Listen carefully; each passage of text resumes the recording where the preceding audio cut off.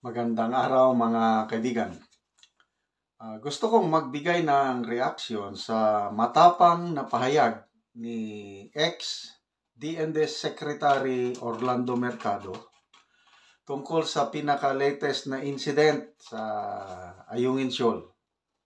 Saan nakakaya yung nangyari. Tinalo tayo ng civilians, Chinese Coast Guard. Okay, gusto ko lang i-remind yung ating dark chocolate, pwede na ulit mag-order, may limited stock tayo. So ito lang ang kontakin nyo number, 0916-9000-997. Okay, first come, first serve po. Ang delivery will be on the first week of July. Kaya text or tawag na sa number na ito. Okay, yung BRP Sierra Madre na yan, na isadsad yan, panahon ni ERAP, Presidente ERAP, at itong si Orlando Mercado, yan ang isa sa utak. Saludo ako dito sa ginawa nila, kasi kung hindi sila naglagay ng Sierra Madre dyan, wala na. Lahat inaangkin na ng China. So, itong nangyaring incident na nasugatan na tayo ng mga sundalo, nakunan tayo ng armas, kakaya wala pa rin. Sabi ng ating gobyerno, aksidente lang daw, misunderstanding, wala na, bigla silang lumambot nung unang tapang-tapang Ito, napakaganda itong pahayag ni former Defense Chief Mercado. Sabi niya, tit for tat. Panahon na para lumaban tayo ng husto. Ngipin sa ngipin. Buto sa buto. Mata sa mata. Ganon. Okay, pakinggan natin sandali ang kanyang reaksyon. It is time for the Philippines to show strong action against China's aggression in the West Philippine Sea. This was emphasized by former Defense Secretary Orly Mercado. He said that the Philippines should also demonstrate its defense of its territory against China's aggression and not just rely on allied countries. A Philippine Navy service member had a finger severed and 6 others were wounded following a collision between a Chinese ship and a Philippine vessel in a rotation and resupply mission at Ayungin Shoal on Monday, June 17. This comes following the implementation of the no trespass rule by China in their claimed territory in the West Philippine Sea. Dapat ang sagot natin diyan tit for tat din.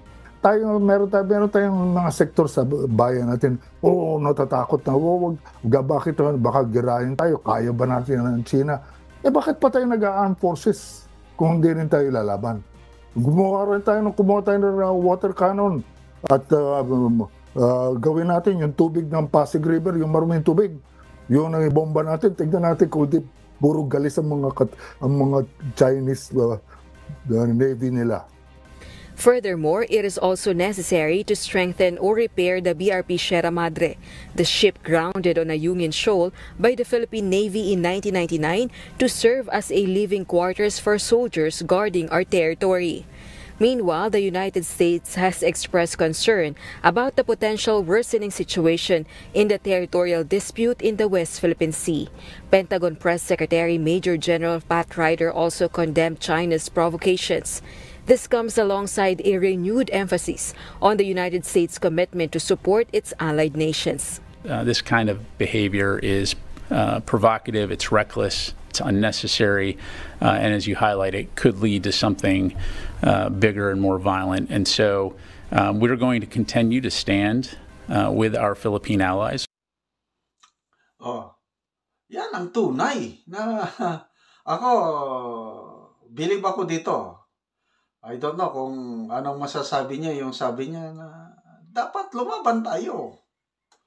Magdala rin tayo ng water cannon. Kasi bago itong June 17 na incident, may nangyari noon na binomba ng Chinese Coast Guard ang ating mga vessels at nasira yung isang Coast Guard vessel natin sa lakas ng pressure. So may nag-suggest noon na dapat yung mga resupply natin mga PCG boats natin, magdala na rin ng water cannon. Alam niyo, ang sabi ng Pangulong Marcos, hindi daw, not needed. So, wala lang. Ganun lang. Inilalaban ang ating teritoryo, kailang walang, parang nagpapakamartir. Parang takot. Parang, yun na nga, sabi ni ex-Defense Chief Mercado, parang takot sa giyera.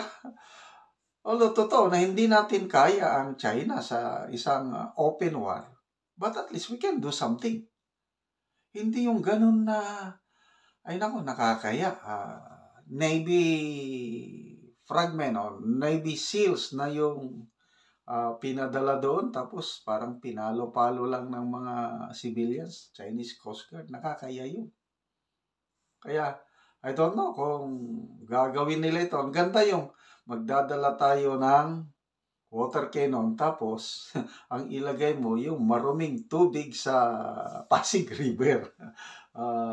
Baka joke lang niya ito, but the fact, yung kanyang stand is lumaban tayo ng sabayan.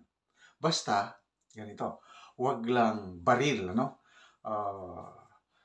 marok itong Chinese Coast Guard, gagamitin kung alon man yun, di ba, may panakol, may parang bangkaw, ganun lang. Hindi sila nagdadala ng baril kasi alam nila yung ating Mutual Defense Treaty sa US na kung gamitin ang baril at nagpaputok, sila ang unang nagpaputok, ang China. Ayun, pwede nang i-invoke yung ating Mutual Defense Treaty. So, maro ang China, never silang gagamit ng baril. Ganun lang, mga pamalo lang, Okay, may nabasa kong article, itong si Senior Associate